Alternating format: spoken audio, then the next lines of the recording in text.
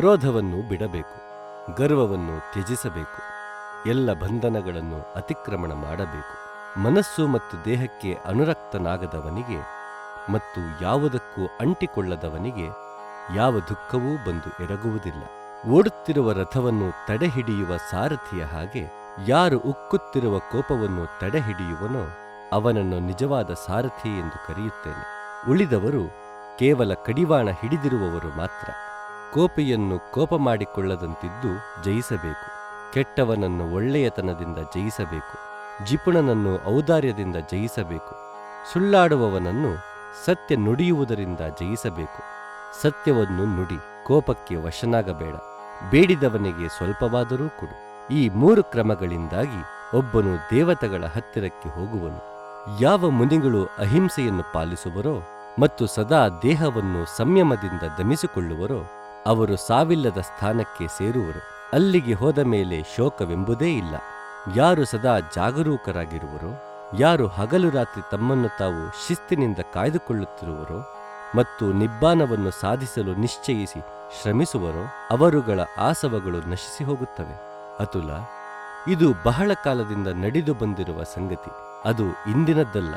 ಮೌನಿಯಾಗಿರುವವನನ್ನು ನಿಂದಿಸುತ್ತಾರೆ, ಅತಿಯಾಗಿ ಮಾತನಾಡುವವನನ್ನು ನಿಂದಿಸುತ್ತಾರೆ, ಮಿತವಾಗಿ ಮಾತನಾಡುವವನನ್ನು ನಿಂದಿಸುತ್ತಾರೆ. ಈ ಲೋಕದಲ್ಲಿ ಅನಿಂದಿತರು ಇಲ್ಲವೇ ಇಲ್ಲ. ಸಂಪೂರ್ಣವಾಗಿ ಕೇವಲ ನಿಂದನೆಗೊಳಗಾದವನು ಅಥವಾ ಕೇವಲ ಪ್ರಶಂಸೆಗೆ ಒಳಗಾಗದವನು ಹಿಂದೆ ಯಾರೂ ಇದ್ದಿಲ್ಲ, ಮುಂದೆ ಯಾರೂ ಇರುವುದಿಲ್ಲ, ಹಾಗೂ ಇಂದು ಯಾರೂ ಇಲ್ಲ. ಆದರೆ ಬಹಳ ಕಾಲ ನೋಡಿದ ನಂತರ ಒಬ್ಬ ಮನುಷ್ಯನನ್ನು ಅರಿತವರು ಪ್ರಶಂಸೆ ಮಾಡಿದರೆ ಅವನು ಕುಂದಿಲ್ಲದ ಗುಣವಂತನು, ಜಾಣನು ಮತ್ತು ಅರಿವು ಮತ್ತು ಶೀಲಗಳಿಂದ ಕೂಡಿರುವವನು. ಪುಟವಿಟ್ಟ ಬಂಗಾರದ ನಾಣ್ಯದ ಹಾಗೆ ಯೋಗ್ಯವಾದವನನ್ನು ಯಾರು ತಾನೇ ನಿಂದಿಸಿಯಾರು? ಅವನನ್ನು ದೇವತೆಗಳೂ ಸಹ ಹೊಗಳುವರು ಮತ್ತು ಬ್ರಹ್ಮರೂ ಅವನನ್ನು ಪ್ರಶಂಸೆ ಮಾಡುವರು. ದೇಹದಿಂದ ಆಗಬಹುದಾದ ಮುಂಗೋಪದ ಅಕಾರ್ಯಗಳಿಂದ ಒಬ್ಬನು ತನ್ನನ್ನು ತಾನು ರಕ್ಷಿಸಿಕೊಳ್ಳಲಿ.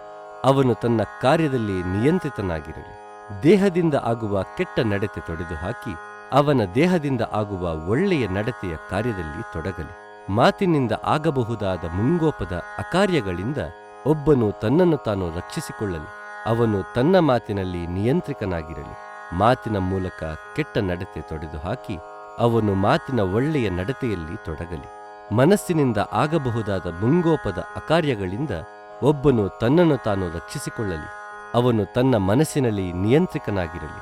ಮನಸ್ಸಿನ ಮೂಲಕ ಕೆಟ್ಟ ನಡತೆ ತೊಡೆದುಹಾಕಿ ಅವನ ಮನಸ್ಸು ಒಳ್ಳೆಯ ನಡತೆಯಲ್ಲಿ ತೊಡಗಲಿ.